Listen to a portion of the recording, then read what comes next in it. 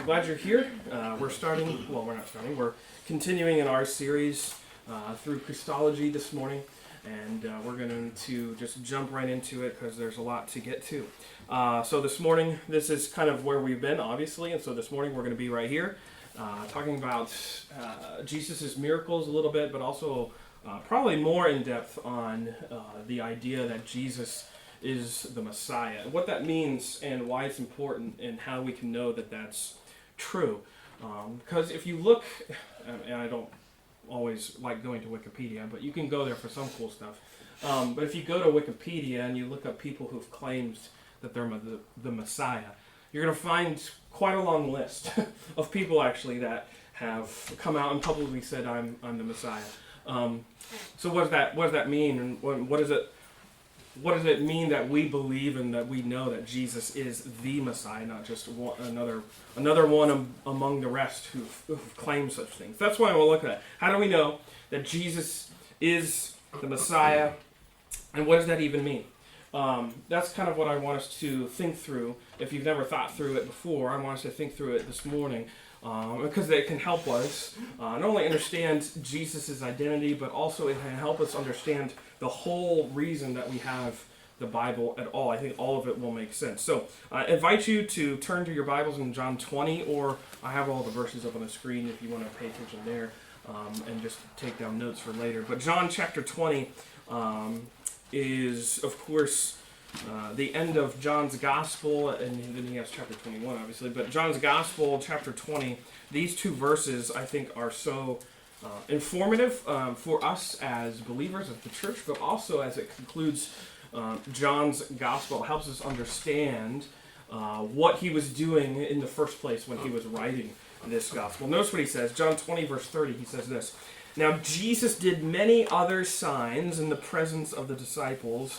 And this kind of is almost alluding to what he says in the next chapter, where he's like, the world can't even contain how many things that Jesus did. I should have put that picture. I forgot the picture. Yeah. There was this picture, and it shows like the Eiffel Tower, and it shows like the Statue of Liberty, and then it shows this big stack of papers, and it's like, these are all the things that Jesus did that John didn't include in his gospel. Anyways, there's lots of signs, lots of things that Jesus did in the presence of his disciples, and he says, which are not written in this book. He didn't include them. But these are written, the ones that he's just been through for 19 odd chapters, are written so that you may believe that Jesus is the Christ, the Son of God, and that by believing you may have life in his name. And I think it's fascinating, as he says here, the Christ. He doesn't say that he doesn't talk about Jesus Christ as we often see it throughout scriptures. He calls him the Christ, definite article. And this is sort of, as perhaps many of you know, this is sort of John's thesis. It comes at the end of his gospel. He's proving that Jesus is the Christ. He's the Son of God. He's Yahweh in the flesh. That's why John has the most miracles out of all the Gospels. He's proving the fact that Jesus is deity, that's who he is. And as we've talked about before, he's deity and humanity perfectly in one person. But I think it's interesting that he gives them this label, the Christ. So in the terms of this definite article that he assigns to him, it's not that Jesus is one among many. He's the only one. And so let's look at those terms. Christ. Christ comes from this Greek word, Christos, which is essentially just a translation of the Hebrew word, Messiah, that you find in several places in the Old Testament. So that's where we get Christ from. Christ is the Greek transliteration, so to speak, of the Hebrew title, Messiah. And I think that's important, that Messiah or Christ, it's not a name, that Jesus Christ is not his last name, as you see it in the New Testament oftentimes. It's not like Jesus' last name, Christ. Christ is his title. He is the Christ, the only Messiah. That's what is being asserted throughout the New Testament. It essentially means anointed one or chosen one. He is an anointed one of God or a chosen one of God. That's who this figure is, and that we would believe that is Jesus himself. And you can see this sort of reference in several places in the New Testament. I'm going to take you just a couple. Notice here, Christ is, I forgot I had that name. Christ is a title, not a name. Jesus the Christ. Matthew 16:16, Peter, he makes this confession, you are, notice, the Christ, the Son of the living God. When Jesus says, who do you say that I am? And this is how Peter replies. And then this carries forward into the days of the apostles when they're forming the church in those really early days of the church. It says in Acts 5:42, and every day in the temple and from house to house they did not cease teaching and preaching that the Christ is Jesus. Interesting phrasing, but I think it's so helpful to understand who Jesus is and how he is being perceived by those who believe in him. He is Jesus of Nazareth, is the Christ, the Messiah, the anointed one of God. Jesus is the Christ. Acts 18:5, when Silas and Timothy arrived from Macedonia, Paul was occupied with the word, testifying to the Jews that the Christ was Jesus. So you could see there's a couple other places where that phrasing specifically appears. I think it appears in Acts 8 and some other places. But I think it's helpful. Jesus is the Christ. This is his title. This is the mission, so to speak, that he is fulfilling when he comes on earth. And this is alluded to in several other places. The other place I want to take you to is Daniel. Daniel chapter 9.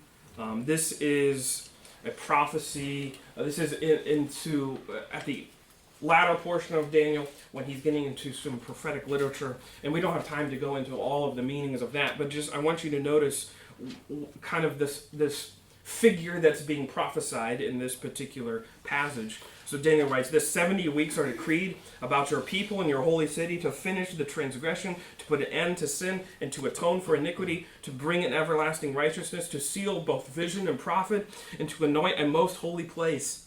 Know therefore and understand that from the going out of the word to restore and build Jerusalem to the coming of an anointed one, a prince, there shall be 7 weeks. Then for 62 weeks it shall be built again with squares and mowed, but in a troubled time. That word there, anointed one, is the Hebrew word Messiah right there in the text. And it appears a couple times throughout the rest, throughout the rest of the Old Testament. So we have this title, we have this identity of this person who would be the Christ, who would be the Messiah. And who is he? Well, if you look at the rest of the Old Testament, we know that he is this anticipated future ruler of Israel.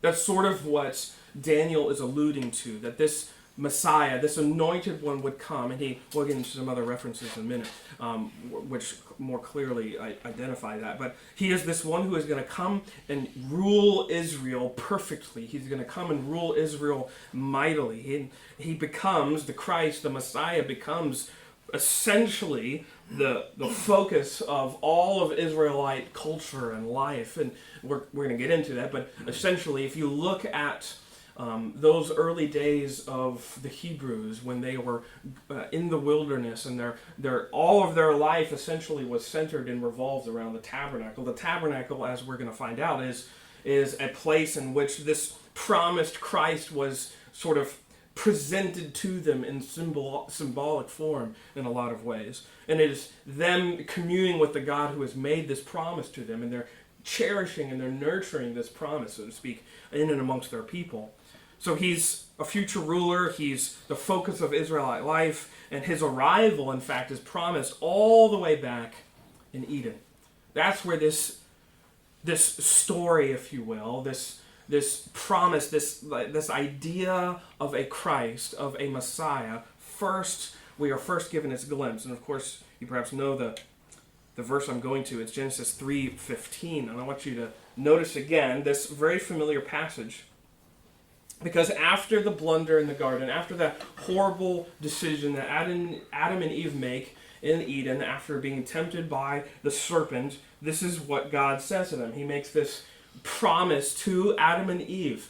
And notice what he says. I will put enmity between you and the woman, and between your offspring and her offspring. He shall bruise your head, and you shall bruise his heel. This is often called the proto-evangelium, which is just a fancy word that means the first announcement of good news. And I think it's really fascinating because if you go back here and look at what's happening, who is Jesus talking to, or who is God talking to in this particular passage? Satan. He's talking to Satan. So his promise to Adam and Eve, and I just get the picture like he's like eyeballing the serpent, Adam and Eve are kind of in the background feeling all guilty and ashamed, and he's making a promise about them, directly threatening Satan, directly telling Satan, you're going to be defeated, too bad for you. I'm standing up for these people, essentially. My creatures, my creation, the gem of my whole sort of speaking everything into existence, the highest sort of creatures, emblems of my creation that bear my image, they're the ones I'm making this promise about. So this promise of a offspring or a seed that would come from the woman and would crush the head of the serpent is being made as a threat to Satan, but it's a promise to Adam and Eve. And I think it's really interesting that that's how this beautiful first little piece of good news is found, in the fact that he's assuring Satan that no matter how many more people you deceive, that's what he means by your offspring. No matter, and by the way, this is why it's so controversial when Jesus, all the way in John chapter 8, and he's in that long interaction with the Pharisees, he basically alludes to the Pharisees as being the offspring of Satan. He's kind of referencing this. He's really throwing the Pharisees under the bus. But basically, what God is telling him, no matter how many more people you deceive, how many more offspring that you acquire, doesn't matter. My offspring, my seed, is going to come, and he's not going to just bruise your heel, he's going to crush your head. That's essentially what the phrasing means. That's what this promise means.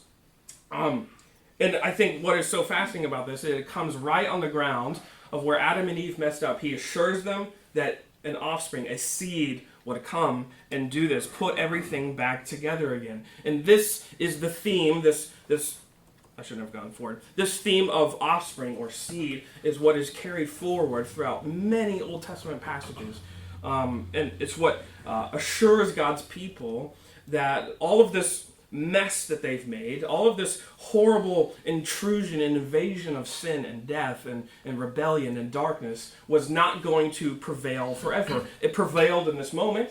It ruined what God had created, and it resulted in Adam and Eve being expelled from the garden. But God's promise to them is that it wouldn't win in the long run, so to speak. And instead, he assures them that this one is going to come, and all of this wreckage, all of this ruin was going to be undone.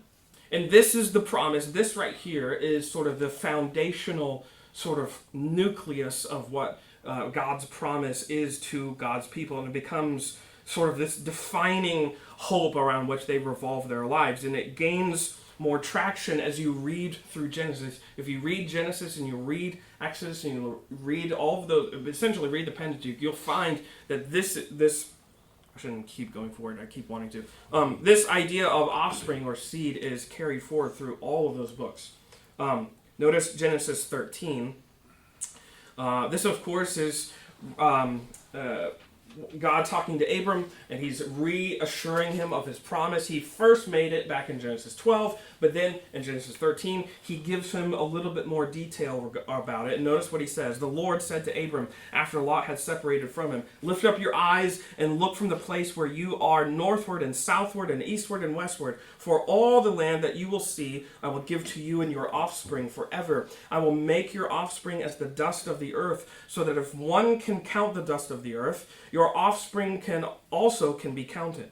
Arise and walk through the length and the breadth of the land, for I will give it to you. Notice those words, offspring, repeated there multiple times, again alluding to this idea that there's going to be your offspring, your seed are the ones of promise.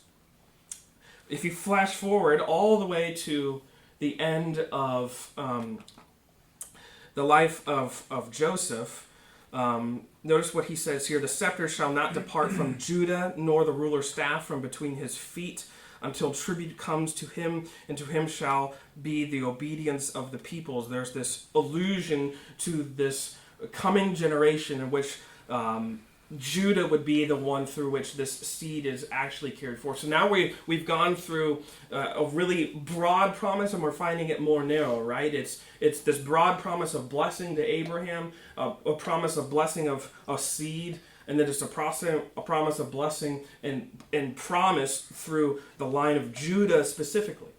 So we're gaining all. This is kind of what we could refer to as this unfolding revelation of God. God doesn't just vomit all of his promises onto Abraham and just expect him to catch up. No, he unfolds his promise according to his will, and he unfolds it gradually. He doesn't tell Abraham everything. He tells him exactly what he needs to know. And then as history moves forward, he reveals more and more of what this promise entails. And you can see that if you just look at Abram. You can see that if you look at the end of Genesis. And then we go all the way forward to this promise of the Messiah that's clearly made to David. And here, this is what's often called the Davidic covenant, 2 Samuel 7. This is God talking to Nathan, and Nathan is supposed to go talk to David. But if you remember, David has wanted to build a temple. He wants to finally build God a house. And essentially, Nathan has to come and say, no, you're not going to be the one to do that. There's lots of reasons for that. But essentially, within this negative, within this no to David's desire to build God a permanent house where his people can worship him, he gives David a better promise. Notice what he says. When your days are fulfilled and you lie down with your fathers, I will raise up, notice that word, your offspring after you, who shall come from your body, and I will establish his kingdom. He shall build a house for my name, and I will establish the throne of his kingdom forever. And I will be to him a father, and he shall be to me a son. When he commits iniquity, I will discipline him with the rod of men and with the stripes of the sons of men. But my steadfast love will not depart from him, as I took it from Saul, whom I put away from before you. And your house and your kingdom shall be made sure forever before me. Your throne shall be established forever. Who's he talking about right here? Jesus. And also Solomon. This is one of those passages where you have to understand it both. We've talked about this before. There's a historical meaning, but there's also a redemptive meaning. There's a historical meaning in which literally God is giving David a promise that the offspring that's going to come after you, he's going to be the one to build my house. And that's what happens. Solomon does that. David spends the rest of his days acquiring supply, stockpiling assets. You can see that if you read First Chronicles. When David is given a no, I think it's really fascinating that he doesn't just like sit on his hands and throw himself a pity party. He actually gets to work and he starts amassing all kinds of resources in order for his son, the one who is being raised up after him, Solomon, to actually build the house as God intended. But also, the redemptive, the underlying meaning of this is that the offspring that's going to come after him, who is going to have a kingdom that lasts forever, it's not Solomon, as we all know. It's Jesus. It's the Messiah. It's the Christ. It's the one who would come. Yes, from your line, David. From your line is going to come this one who is going to put everything back together, and he's going to rule with perfect equity. He's going to rule with perfect justice and might and hope. So now we have here that, by the way, this is why, if you look at Isaiah chapter 11 or Jeremiah chapter 23, this is why the Messiah has this nickname as the shoot or the branch that will come from the stump of Jesse. It's because it's tied to David, the son of Jesse. That's kind of what that is referring to. So here we have now, in summary, who is the Christ? Well, he's God's anointed one from the tribe of Judah, as we've seen, and he's also in the Davidic line of kings, as we've just found out from God himself, and he's going to rule with justice and with righteousness. This is who Israel's Messiah would be, and that's who they were hoping would arrive. This is what all of Israel's hope was revolving around, that Israel's Messiah was going to come and make things right. He was going to come and put all of these things back together. All of the horrible lineage of kings that, if you look in the history of the kings in 1st and 2nd Kings or 1st and 2nd Chronicles, all of that was going to be wiped away by this one who is going to come and rule perfectly and rule justly and rule forever. And this becomes, we're going to keep sweeping through lots of history. If you look at the rest of the Old Testament, this hope, this one that is clearly made to David, this offspring that's going to come, you can imagine as the kingdom is fracturing, as the kingdom is breaking apart. Israel is now separated into two nations, and they're warring, and they're having civil wars, and they're having constant conflicts outside. They're having constant turnover of king after king after king. What's being lost? The sense that God's going to do this.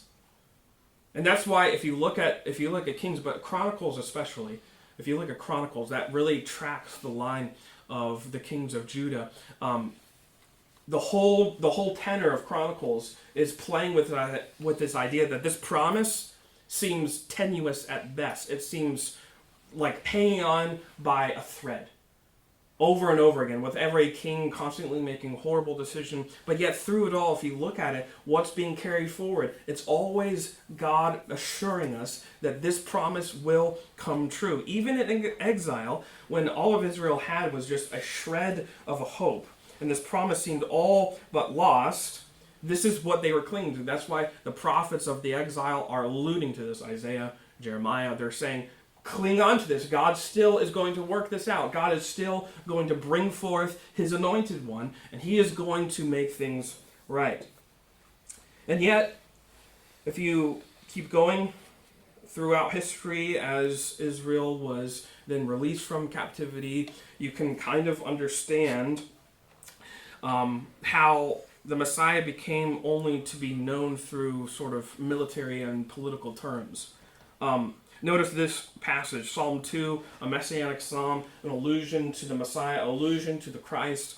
And notice what it talks about. The kings of the earth, they set themselves, and the rulers take counsel together against the Lord and against his anointed, the same word, saying, let us burst their bonds apart and cast away their cords from us. Ask of me, and I will make the nations your heritage, and the ends of the earth your possession. You shall break them with a rod of iron, and dash them in pieces like a potter's vessel.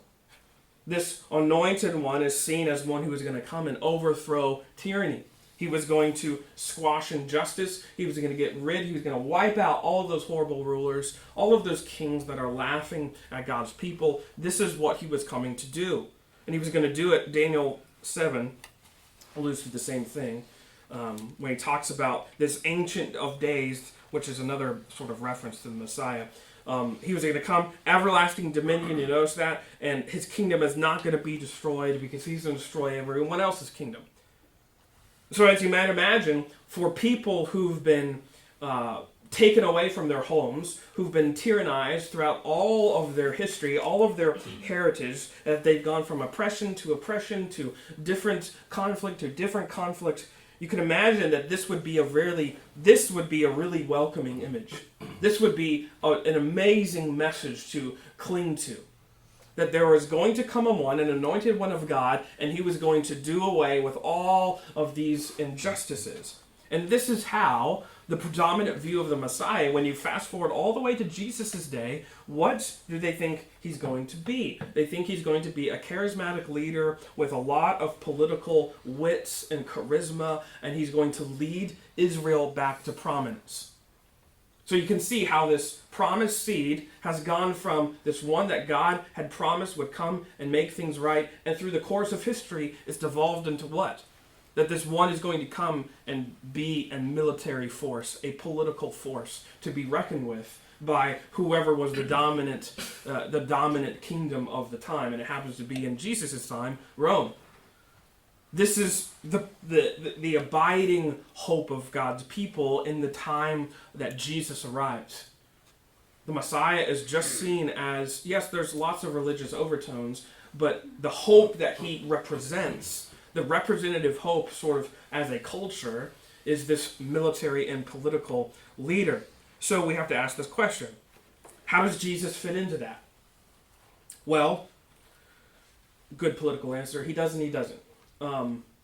He doesn't really fit the mold, at least in terms of the first century ideas of whom the Messiah was, because he does fit the bill historically. He does fit the bill genetically, if you will.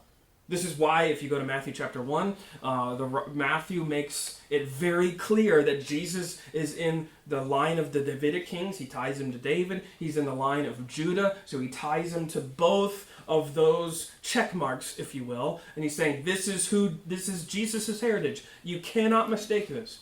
That's why Matthew is called the Gospel of the King, because it references him as the King, the coming one from God. And it shows us definitely that is true. Son of David, tribe of Judah, all that. But what flustered the Pharisees, if you read the Gospels, why are they so flustered by Jesus in the first century? It's because even though there's all of these things, there's all these tick marks that seem to be, man, he's doing stuff that's like the Messiah, but then he's also doing things that are not Messiah-y things, at least in terms of how they were perceiving it. Because he's stirring up crowds, he's radically reinterpreting the law, he is hanging out with people that they were like, what are you doing? He's okay with embracing lepers, with reaching out to Samaritans. I mean, he's not following the law of Moses. How could he be this anointed one of God? How could he be this one who's going to do these things that we expect him to do? Overthrow Rome. He's from Nazareth. Nothing good comes from Nazareth. Who in the world would expect a military and political leader to come from Ho-Dunk Town, Nazareth? No one. So he is fitting the bill, but then also not at the same time. And yet, and this is why when you see Jesus' life, what is on display? Miracle after miracle, evidence after evidence, and he's showcasing to everyone, and he's not coming right out and saying it. He's more proving it by way of demonstration. And a good example of this is Isaiah 61.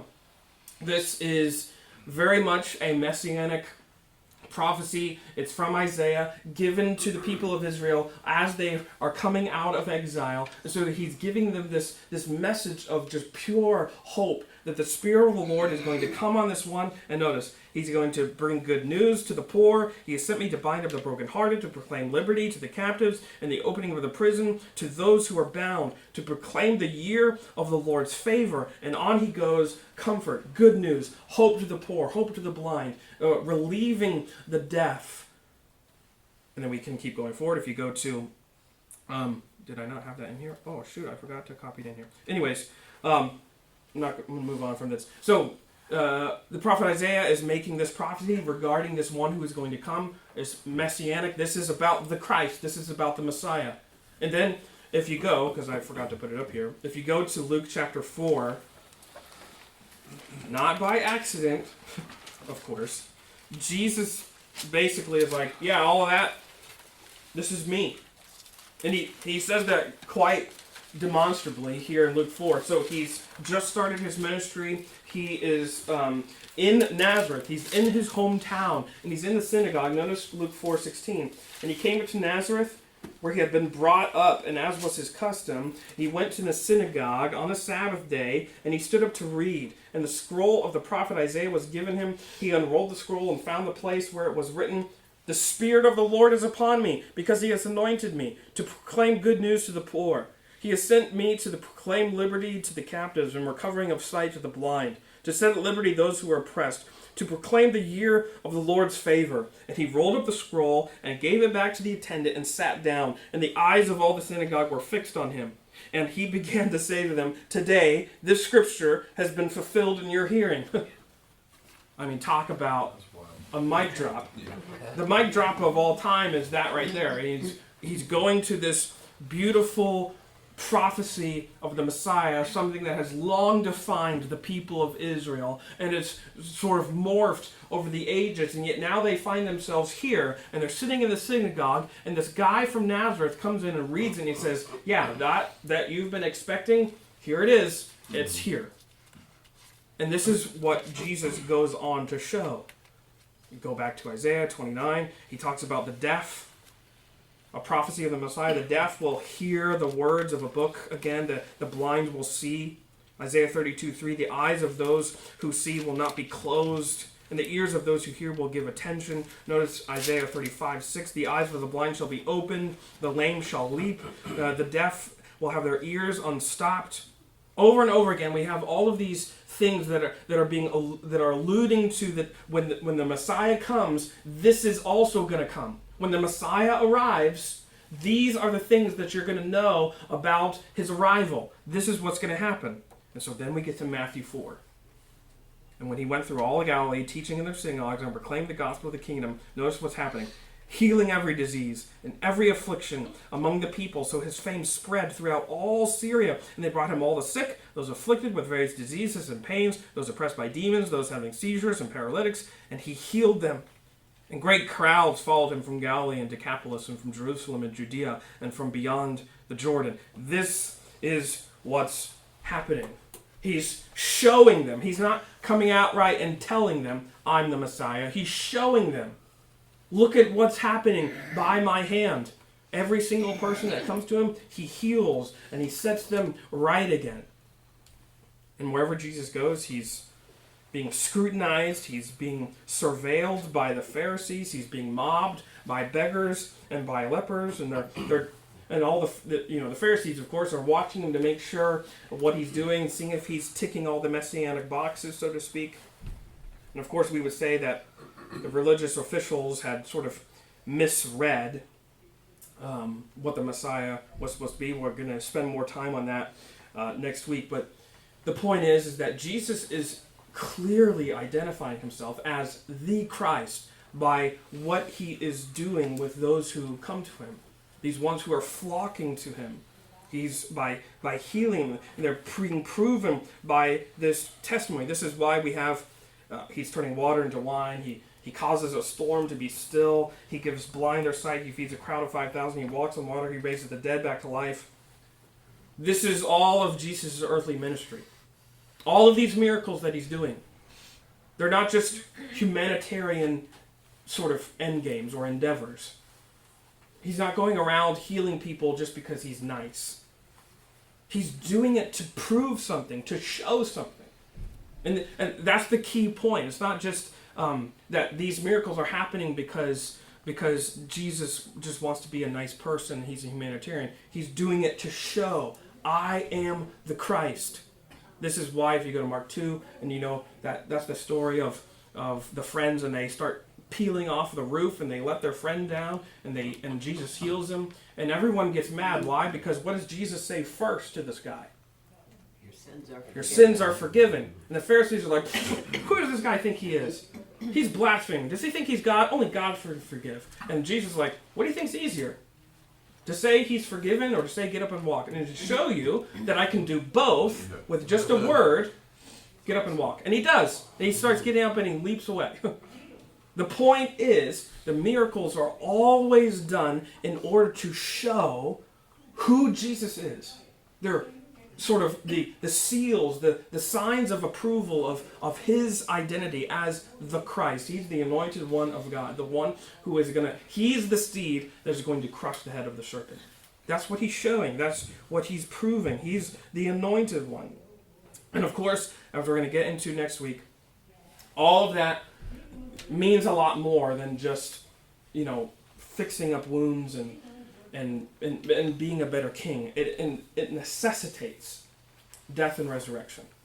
Because that's the true sort of nature of Jesus' ministry. All of the miracles that he does in the Gospels are essentially just preludes to the true and better miracle of his resurrection, which is the true sign of who he is, but also the true purpose of why he came. All of those other ones, they're just sort of teasers to the big one, so to speak, to the ultimate reason why he came. We're going to get into that next week. So, anyways, that was a really fast, really bird's eye introduction and overview of the Messiah and the Christ and how Jesus is the fulfiller of all of that. So I pray that blesses you.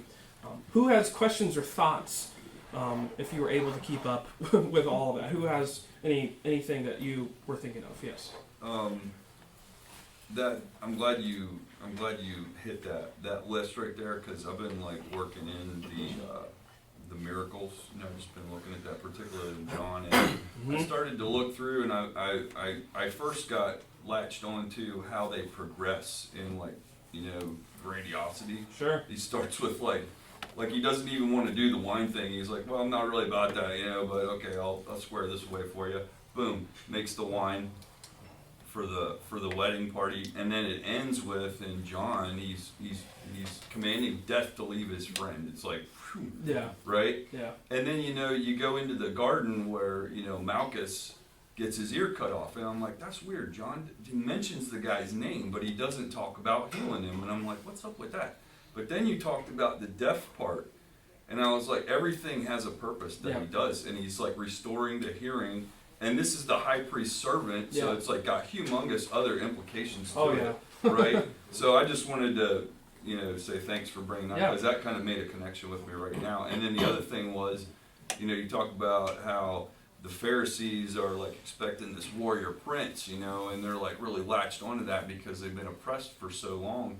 And then they see Jesus come, like a lamb, and it's like it really must have blown their minds, because he's saying, hey, you got to obey your masters. They were put over you. So he was like the anti of what they were expecting, like in states, because he even said, pay the tax. Whose face is on that coin? Give it to Caesar. That's a great example. That was like that was totally blowing their minds, because they were the den of vipers. And it's like you got to really drill into that passage where he's, render unto Caesar's what is Caesar's. That's powerful. A great passage in terms of identifying like the disparity between what they were expecting the Messiah to do and then what he actually does, because he kind of just cuts through their little game that they're trying to play with him. He's just like, I could like just picture them standing there like just blinking. Exactly. What is this dude talking about? Left them speechless quite often. Yeah, because he's doing the miracles that they can't deny either. No, so they're like perplexed. Exactly. That's my thoughts on that. It's pretty good. Anyone else with Eric? So how the disciples themselves, even Peter, wanted to stop Jesus from being killed.